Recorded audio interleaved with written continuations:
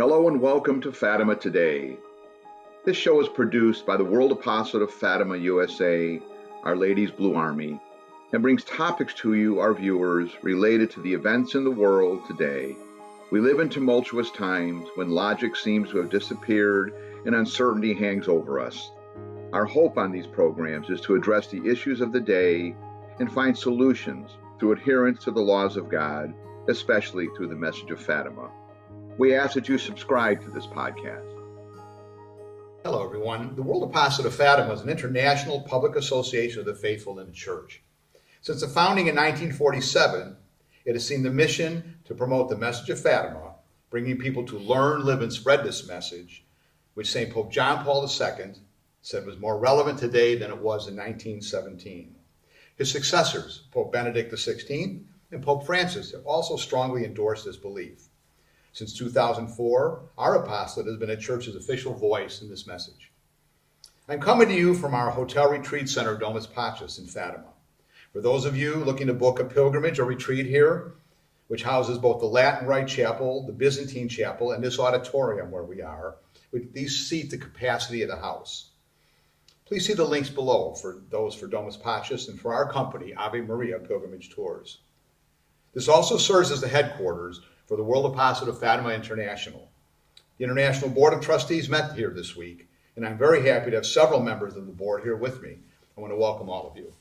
Thank you for being here. Thank you, David. Several other members could not be. They had to leave or were not able to make this meeting. And we will continue this series by interviewing them, perhaps with a Zoom meeting or whatever, so you can get a feel for what this entire board is all about. I want to start speaking with, I want to turn to our board president, Professor Michael Aguno. Professor Michael, I should say, is Professor Emeritus, are you, of Benin University in Benin, Nigeria. Michael has been a part of this apostolate for many years, and he is the coordinator, has been, of course, the coordinator for Africa for a long time. Thank you, Michael, for your service. Thank you. Thank you for your work here. And I guess the question I want to ask everybody, and it's you know, it is the reality. The dynamics of life vary greatly from country to country. You know, things we take for granted in the West are not always readily available in other parts of the world. I ask each of you to give a little understanding to the audience on how you approach your responsibilities of promoting the Fatima message. Professor Michael? Well, first of all, we try to get people to understand what the message of Fatima, message of Our Lady of Fatima is. And this we do by organizing conferences and also by participating in the activities of the church and using the opportunity to make it known that Our Lady wants the world to turn to God. And we try as much as possible to encourage members, or our fellow Africans, to pray the rosary every day as required by Our Lady. Also, to do our duties with a great sense of responsibility, and no matter the demands, to offer them up as sacrifices and reparation for the sins committed against, for the sins committed that have offended God and wounded her Immaculate Heart grievously. Yeah. We also try as much as possible in Africa to perform, to carry out the requirements for the first Saturday devotion. But it is not everybody who does this. Unlike some other parts of the world where the practice of communal First Saturday devotion is practiced, it's not yet so in Africa. And one of our goals, we members of the World Apostolate of Fatima in Nigeria, one of our goals right now is to create an awareness of this and to get our church dignitaries, the bishops, priests, and others to help to promote the message of Fatima in all the various dimensions. This is our responsibility right now, and we are hoping that by the grace of God, this will be done, this will be practiced. So we are looking forward to a time when parishes and other communities will start practicing the First Saturday devotion as in a communal manner. Thank you. Thank you. Yeah, very beautiful. I think that is the key to it. I firmly believe that the first Saturday's devotion, and all of us we agree, I think, is the unfulfilled part of Fatima. And so we all have our work cut out for us around the world, not just in particular countries we're talking here. I want to turn to Ronald and Dallas. Ronald, you of course run the World Apostolate of Fatima in the Philippines. Yes. And of course, I've been honored to be there with you. I've really enjoyed my visit there. We were there for the Eucharistic Congress recall in 2016. And there's such great faith amongst the Filipino people. I mean, we have the BlueArmy Shrine in Washington, New Jersey. And believe me, if it wasn't for the Filipinos, I think we'd lose half the people that come. There's so many Filipinos in the eastern part of the U.S., and they're such a big part of our apostolate, you know. And and the devotion that they bring certainly comes from the homeland, you know. So speak a little bit about what you're doing there. You have just great numbers. I was so impressed when I was there. It had this great interaction with people. So tell a little bit about what you're doing with the apostolate in the Philippines. Yes, thank you, David. In the Philippines, you know that our country is not a one-piece country, but we have many islands, and we speak thousands of languages in the Philippines. And me, I came from the central part of the Philippines, so as part of this apostolate, our really aim is to go to the marginalized people so that this message of Our Lady will reach to them as much as possible. And we really create groups.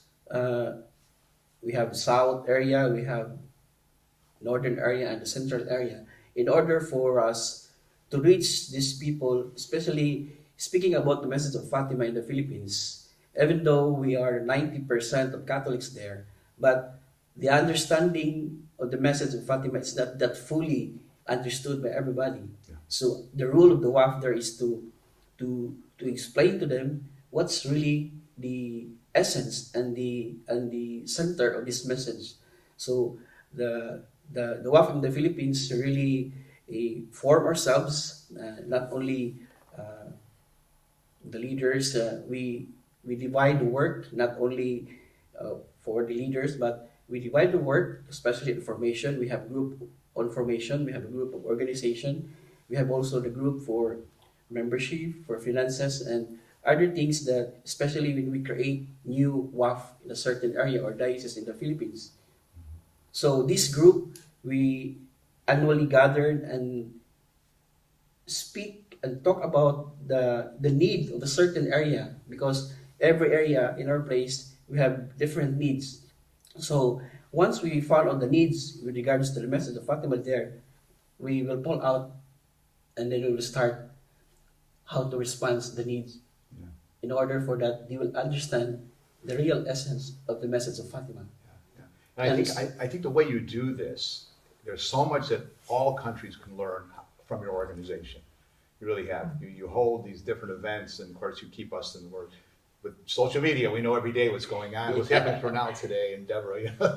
But it's very nice because, and I think we need to all take advantage of that, where we can learn. We have to learn from each other. Some have strengths. We have different strengths, and I think that you have a great organization. I am just very impressed by it, and I'm very, you know, again, very happy. The Filipino community is such a big part of even our events at the Shrine in New Jersey. I mean, we have our Marian Festival, which is the Saturday closest to the Nativity of Our Lady every year. Beautiful. It's the Filipino community. Barangay Day. There's 2 or 3 other days. They really have great events, and they bring an energy. And much more. And good food. Especially, we had this replica of the Capeliña in the Philippines. Yes. When this replica of the Capeliña reached the Philippines, people are very excited. Sure. And more interesting about the message of Fatima. Yes. Yeah. That's why now we're so very busy in the Philippines right now, especially in my place, because way back many years ago, we have a hard time entering a parish to put this message in that parish. But now the priests are calling us, please organize WAF in our parish. Yeah. So now the more we are so busy, especially our formation team, we add more, we give training so that this work can be responded right away. It's a beautiful project. I'm so happy you were able to accomplish that. Yeah. Thank you. And always, again, we look very much to what you do in the Philippines to inspire us, because and you have such great numbers, and it's a beautiful thing, you know. So I want to turn to Oksana Bodega. Oksana is from Ukraine, Lviv in Ukraine, right?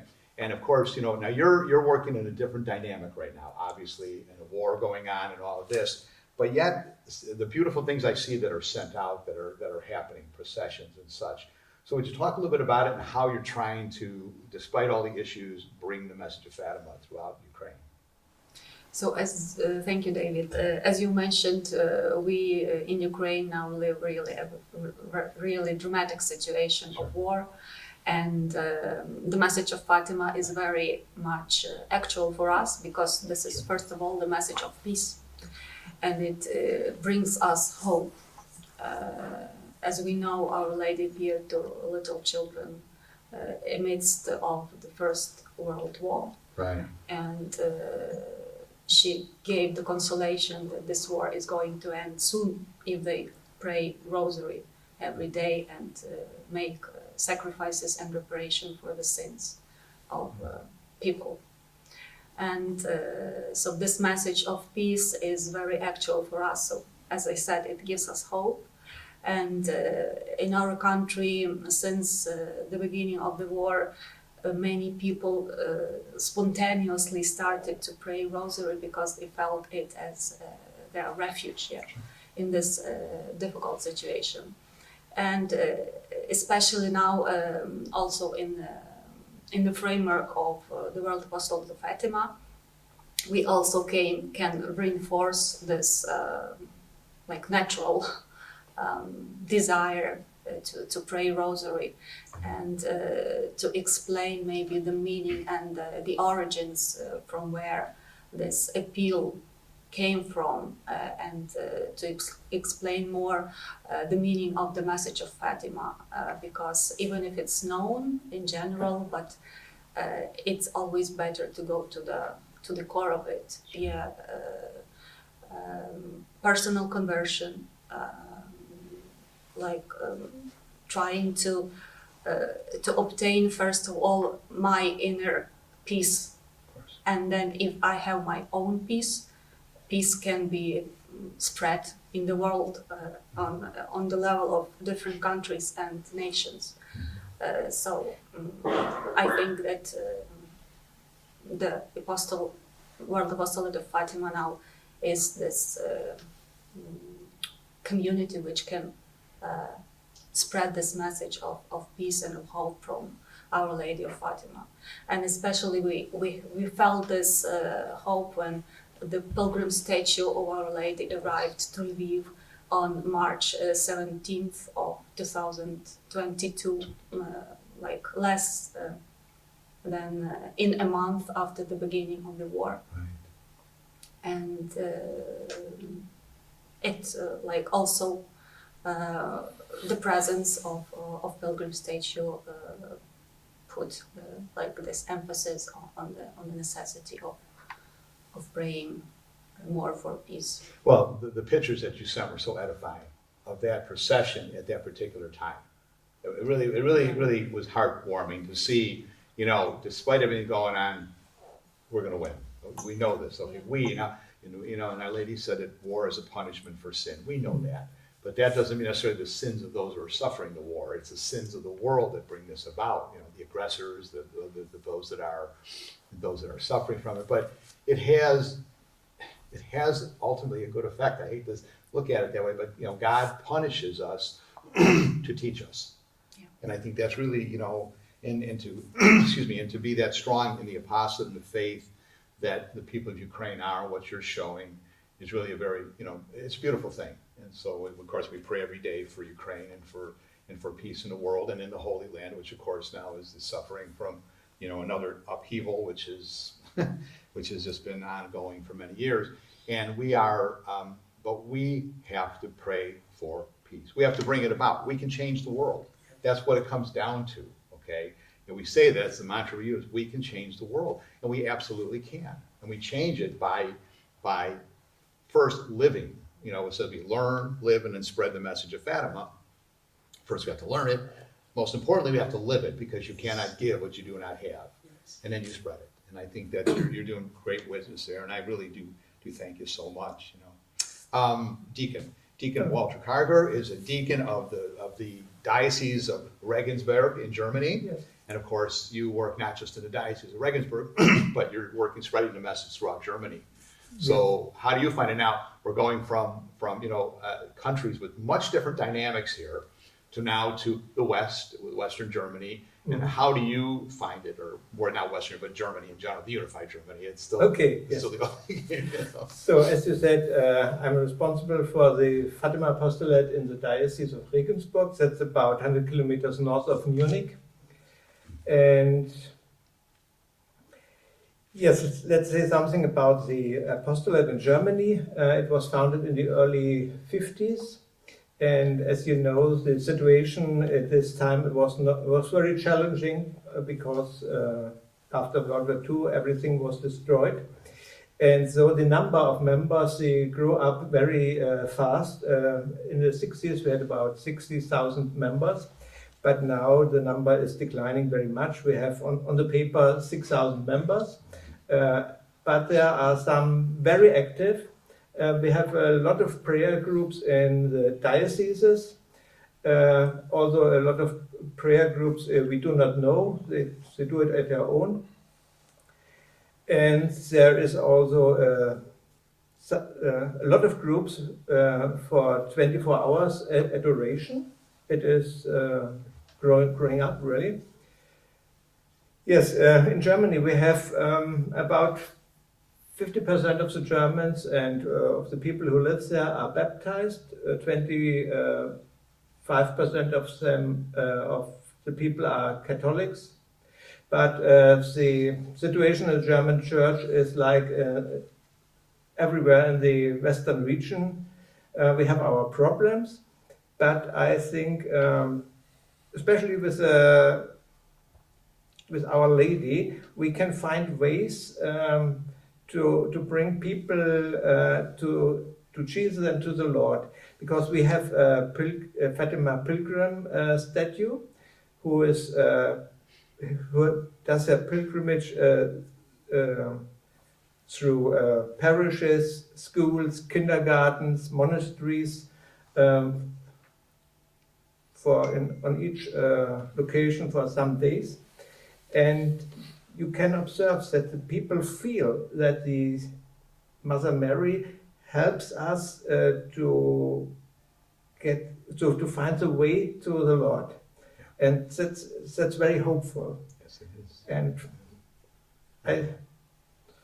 I think we will continue in this way. And besides this, we do a lot of, let's say, paperwork, leaflets. We are selling books about the message, movies, and so on. So, See, our problem in the West we have to overcome the materialism. That's really what draws us away from spirituality, I think, and that's the blessings. The people say you're very blessed to have what you have, say in the United States or in Germany or other places. We're blessed to a point. It's how we use it that really matters, So yeah. But I will say, my many visits to Germany, especially Bavaria, some of the most spectacular churches, some of the most beautiful church architecture and church history is there, and it's got to be inspiring. I mean, it's just really, I know just visiting is that way. So I know, just like coming to Portugal here, going to Italy, and one thing in the United States, we do have some very magnificent churches and such, but it's not of the European type of thing. And it's our ancestry, and we have to really realize, and the people there have to realize that is their ancestry. So, in summertime, there was a lady from Burkina Faso in Germany, and she said to us, "We have so many, so beautiful churches, but they are empty." Empty, yes. Yes, they are empty. We have the same problem. I know in the United States we have. Again, I'm a native of Chicago, and growing up in the 60s, primarily into the 70s, there were 500 Catholic parishes in the Archdiocese of Chicago, which is only 2 counties. Just there's Cook and Lake County. There are so many more in the suburbs are in like the Joliet Diocese and the Rockford Diocese, and we had 500 Catholic parishes. Now it's down to maybe 220 over these years. It's sad. I know maybe there were every ethnic group that came into the city opened their own church. So that was typical. So maybe that's why it was a little overkill. But the beauty of it was they were full. They were full. Not anymore. So we have our work cut out for us. And on that line, I want to turn to David Kelly. David, of course, is from the United States. David serves on our board. He serves on the international board here. He also serves as a member of the board of the WAF USA. And David and I work very, very strongly together. I'm the executive director. I've been for many years. We've been doing this. And David, I'm thinking of like the dynamics that we have in the U.S. We're a big country, no doubt, and we have. I mean, I don't know. There's 195 dioceses in the United States. David comes from Long Island, New York. There are 3 dioceses just in the New York area. The Archdiocese of New York, the Brooklyn Diocese, and of course, Great David's from Long Island. Right. And the Rockville Center Diocese. So, David, just a little bit about what is being planned now by the division over there to try to really enhance the message and get it. Sure. Well, thank you, Dave. So I'm from the Diocese of Rockville Center on Long Island. One of the things that our WAF, our local division, does is constantly do Our Lady of Fatima statue tours. There's nobody that can bring the message of Fatima and the peace and the grace from this gift better than Our Lady. And it's truly amazing to watch people who come and visit our statue for the first time, and you can see the effect, truly effect on them. I've seen it and witnessed it many times. David, we're constantly talking about the issues in the United States, and they're the same issues around the world. And we don't want to dwell on negative thoughts, but one thing that occurred to me listening to all of our brothers and sisters here on this board as how we are trying to spread the message is truly reading the message of Fatima. I would encourage you to pick up a book and read about this incredible grace, this incredible miracle that occurred a long time ago in this beautiful country in the middle of nowhere, right? With 3 little children, right? The graces of the 3 little children. Just the way, if we have all had the fortune in our lives to recognize God's grace, it does it in a certain way that cannot be explained. But when you read about a miracle and you contemplate on that miracle, it speaks to you at different levels. So one of the ways that I like to propagate the message of Our Lady of Fatima is refer people to books and articles and summary books. Our shrine website in New Jersey, the shrine here in Fatima, has some condensed versions of the message. So I'm not asking anybody to read novels, but go and grab some of the pamphlets and packets. And when you're done with it, you're going to probably jump into that novel. It's a great story. Yeah, so it's living that message and being that evangelization of a good message. Oh, and one other item, you really want to understand the message of Fatima, come here. Come to this holy city, stay here, stay in this amazing house, and witness what is happening at the shrine every day around the clock. And there are several other members of this board that were here for the meeting, one that actually couldn't come, that I want to continue this series with them. Edith Koch from Switzerland, she had to leave this morning, was not able to be with us today. We're going to do this by another media. Father Sunny from India, he has a very long journey home, so he had to leave today. And also Father Damien Maria from South Korea. I want to bring their perspective in, because again, different types, different dynamics, I should say. And then J.R. Peretta from Samoa, he was not able to be here.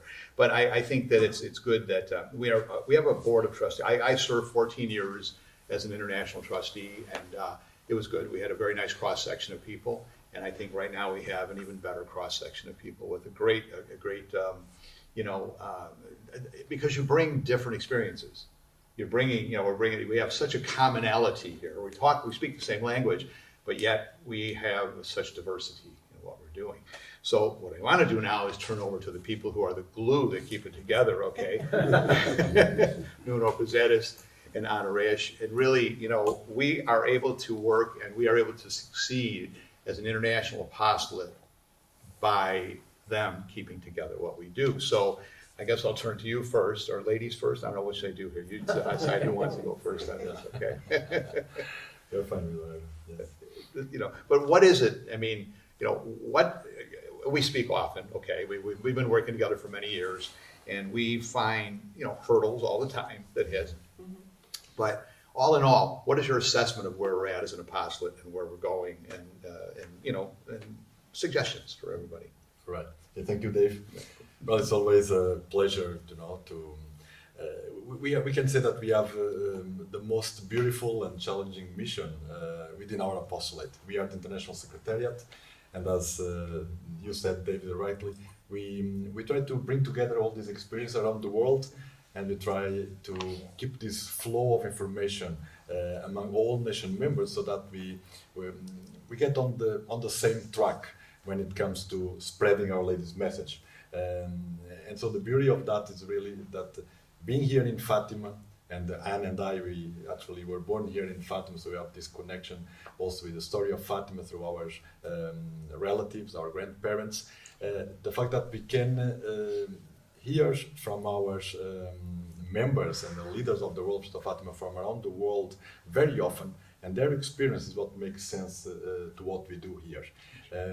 Really, we are at the moment, it was already said here, the world is in trouble, and we see that the apostolate, the mission of our apostolate, is ever more urgent. It's not finished, and we have to continue that. And what makes sense is that we unify our work, we give our hands, hold our hands, and together we do it. So the fact that we were here during this week as a board of trustees was precisely to define a working plan, a strategic pastoral plan for the coming years, and we really know what we want to achieve. We may then have some difficulties on the way, but the goal is the goal that Our Lady had when she came to this place back in 1917. She was concerned for the destiny of humanity. She wanted to save souls, she wanted to save the world, and we are not there yet. And so the work that our apostolate has to do is really in our own way. There are many other people also working for this. We have to get out the message and help people to understand that what Our Lady told us here, namely prayer, conversion, sacrifices, the offering of our daily duties, through that we will achieve peace. We will achieve a world that has not forgotten that the center and the meaning of our life is God Himself. And so Anne can speak also about that. among our many activities, of course, is that contact with the nation members, keeping them all working together, not getting off the track. But then being here in Fatima, we have always the joy of welcoming many pilgrims, and we do different activities. Right. And maybe Anna can explain a little bit about that, our contribution also for welcoming the people here, the activities we have in the Secretariat that enhance the spreading of the message of Fatima. Right, thank you. We are really in a very privileged and wonderful position here in Fatima because we are at the center, we are in the heart, and it's really wonderful to see how this devotion did spread throughout the whole world. We see people coming from the other side of the world to Fatima, we see people contacting us to ask for information and for materials, and we have really a wonderful job here in Fatima. And this is, as Nuno already said, our activities here is to try to keep a flow of contact between all the nations where the World Apostolate is present or not yet. And we also welcome the pilgrims here in our house in Domus Pacis. We are here to help them, to spread the message of Fatima, and to help them to learn and to live and to spread the message of Our Lady. How many nations do we have, both principal and nations we consider part of the apostolate today? What are the numbers we talk? I don't know. Yeah, exactly. That's always a $1 million question, yes? And why? Because, well, we as Secretariat should have this statistic in our hands. And the reality is that we know, and this gives us a great pleasure, we know that the Fatima message has reached out on the all corners of the world. We know that there are even members of the World Apostolate of Fatima, I would say, in almost every and each country. Now, in our apostolate and in terms of organization, we also must kind of establish different kinds of growth and presence in a particular country. So we have this diversity of many countries. We have seen just that, as we heard the Philippines or Germany or the United States talking about their activities. We are not at the same level. We all do the same, but in some countries we may have just a prayer cell group, a parish movement. In some others we have the apostolate present in all countries. I usually say, if we were to count the presence or the nations that are part of our international association, we can talk about 100 or even more nations, because there are members there, people devoted to Our Lady of Fatima. Then when it comes to being full members and complying with also what we have defined in our constitutions, in our statutes, then we have different categories of nations. We have like what we call the principal nations, they are spread out in their countries, in all dioceses, and then maybe here we speak about 50 nations or so. But then, and this is a stimulus, a motivation for us. Then we see those which, we have like a very strong diocese where the members of the Apostolate of Fatima are there, they carry out activities, but they have not yet gone to all the dioceses in the country. So it's a challenge, and we consider that nations which are advancing, which making progress, they are not yet there, but they will get there with our help. Well, it's a journey. It's a journey. It's a journey. It's not a destination. Yeah. And I like to refer to our centennial initiative with the Pilgrim Virgin statue, where we, during the centennial years of 2016, 2017, the 2 years of the centennial, we said, okay, we're going to send the Pilgrim Virgin statue out, and in 100 weeks in those 2 years, we're going to go to 100 dioceses in 100 weeks. That was ambitious, okay? And will we make it? I don't know. We visited 140 dioceses in that period of time, okay? Wow. Now, success, okay, but there's 195 dioceses in the United States, okay? So no, we didn't get to where we wanted to be, but we certainly, our initial goal, we bypassed, and it was wonderful. But the point is, there's always more we can do. There is more. Yes, always more. And I think we have to always keep that, because it's not something that, it's going to be, we have a vision on what we want to accomplish and feel that we are supposed to accomplish. And God is going to give us as much time as He wants us to have. At a certain point, He'll say, now, your time is up. Now it's this person's job to take it over. Like the people who founded this organization, passed it on to many others, came to us, and we have to be looking to those who will take it to the next step. So I want to thank everybody for participating here today. It's great. I want to thank you for watching the presentation, everyone. And once again, I want to ask you to visit our website, BlueArmy.com, and follow the links to Domus Pacis and to Ave Maria Pilgrimage Tours If you're interested in arranging something here at our beautiful hotel retreat center, the links at the bottom will show you everything. And I ask that you subscribe to this podcast. Thank you, and God bless you.